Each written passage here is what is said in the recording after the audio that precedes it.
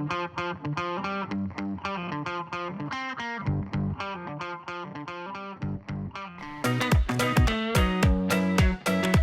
to the Washington Defender podcast. I'm your host, Pastor Brian Noble, CEO of Family Policy Institute of Washington. And today I have with me Miss Lisa from Informed Choice Washington. Hello. Nice to meet you, Miss Lisa. Good to see you again. Yes, absolutely. So tell me a little bit about yourself. About me, I'm a mom and a wife. I have 3 kids. Only one is still home. He's a junior in high school, and I live in South King County. South King County. There you go. So you are with Informed Choice. Is that right? Informed Choice Washington. Now, for our yes. listeners who don't know what that is, I know that you're inside of our Washington Defender app. You have a huddle in there, but what is that? Informed Choice Washington. This is our 10th year anniversary, and we're a nonprofit that's been advocating for vaccine policy reform, scientific integrity in public health policy, healthy immunity, and informed consent and the right to refuse unwanted medical interventions. Okay, so if you're new to what Informed Choice is, basically this whole COVID thing and this all these things, and you guys started way before that. I mean, 7 years before that, I think, or something like that. But it's whether you have the right over vaccines. So how do you guys feel about Robert Kennedy and his? Well, we are optimistic. He supports, informed consent and the right to refuse. He wants to have more science, pretty much our mission. He wants more scientific integrity. I think a lot of information about these vaccine products, which that's just what they are as consumer products, Right. has been kind of concealed. It's become an issue you're not even really supposed to ask about Right. or question these, all magical products, but they do cause harm, and it's super important for people to do their homework. I mean, think of how long we spend just shopping for a car. Yeah. We need to do that with every one of these shots for ourselves and our children. Now, I'm not going to play as if I'm not somebody. So here's what the thing. You may not know this, but I've written several books with publishers, right? And my first book that I wrote, it's on conflict resolution, and we had a conflict between myself and my wife in there about vaccines. Okay, I didn't know that. Yeah, I know you didn't know that. And my wife is anti-vax, and I'm pro-vax. And I would say I'm pro-vax almost up to today, but actually in the last 6 months or 8 months, she's started showing me information, or more accurately, I should say, I started listening better, because I think for decades she's been showing to me. Okay. And so this is a hot topic. They made me take it out of my first book I wrote. They did not let me tell that story. It's very interesting. That's very But my wife and I got interesting really indeed. heated in a Christian way. Okay. over this topic, so it's important. So you guys, I'm assuming, are more for limiting vaccinations, I guess, is what or do you have a position? Maybe, I don't know. Well, personally, myself, I'm an ex-vaxxer. Mm-hmm. I had my kids receive dozens and dozens of shots Right. because I just did whatever I was told. I didn't do my homework. I didn't come to the realization that I have now that the most contagious disease mortality came to almost zero in this country well before vaccines were introduced. I know. I just heard that. I was listening to Casey Means. Is that a name? Yes. I was there's a listening to her on physician by that name. some interview. Okay. Thing, and she was pointing this out, like on the polio. It was like 3 years before they had eradicated it to 98%. Or so. I may be wrong, but because this was a number of weeks ago. But is that's an interesting stat. Yes, and there's just so much to learn about. If you look at polio as your example, there's what's called diagnostic drift, where they change. So before the vaccine, there were a certain set of symptoms and duration that would be diagnosed as polio, but they changed the diagnostic criteria after the vaccine, so there was an artificial decrease in the incidence.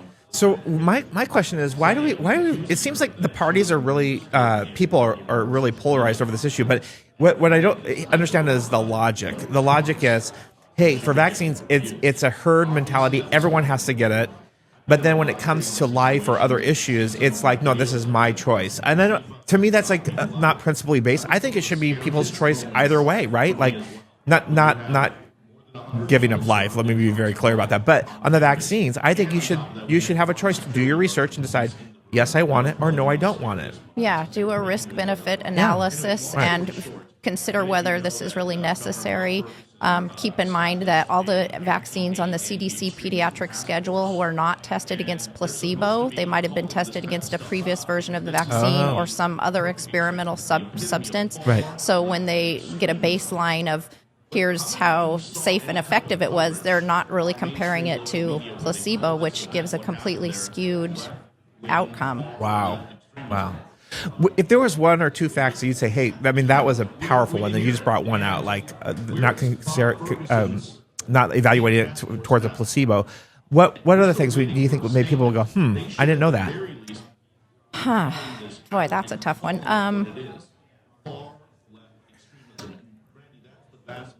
Another point is that you cannot, the manufacturers of the pediatric vaccines on the CDC schedule cannot be sued for injury and death. Wow. This was a result of the 1986 Childhood Vaccine Injury Compensation Act that President Reagan signed after Congress passed it in 1986. And since then, the number of doses on the schedule has gone up to like 72. Wow. 72 doses. And I've probably lost track. It's Right. probably higher than that after they've added COVID.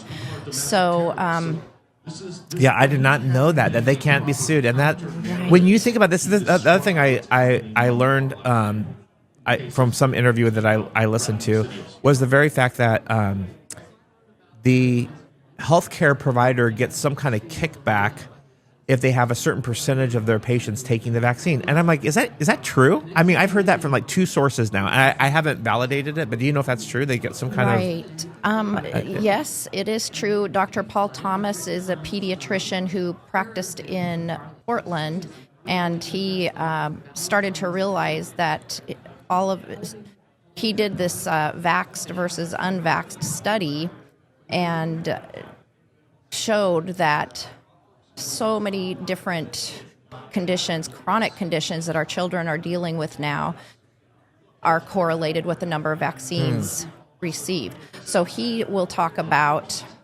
the financial levers that have been put in place that even have resulted in doctors firing their patients who want to space out the vaccines or decline a certain vaccine because that will say they get, I'm just making up this number, say they get $50 per patient once 85% of all their patients are fully compliant. Right. So you can't afford, it's not just, you don't get that $50 for that patient, it will, disrupt their entire percentage of their patients. Wow.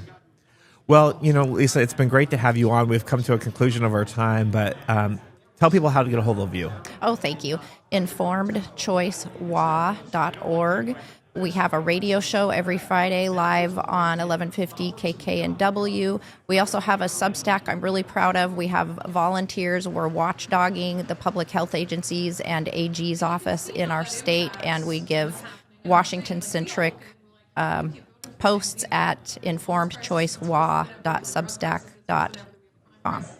They're also in our Washington Defender app. So if you go in there and you click on Informed Choice WA, we're building that out right now. So we got to add a couple of little buttons so they can get to the Substack easily.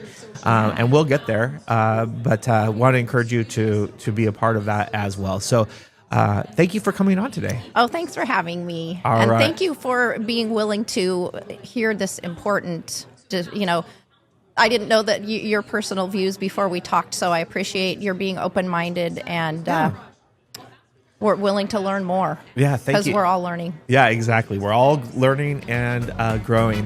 Well, we like to say around here at Washington Family Policy Institute is go out there and defend Washington by being the conservative values. I just butchered that. Let's try that again.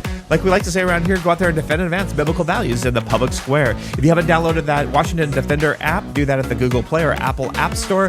We are so blessed to live in the United States of America, and Washington is turning red. You just watch it, folks. God bless you.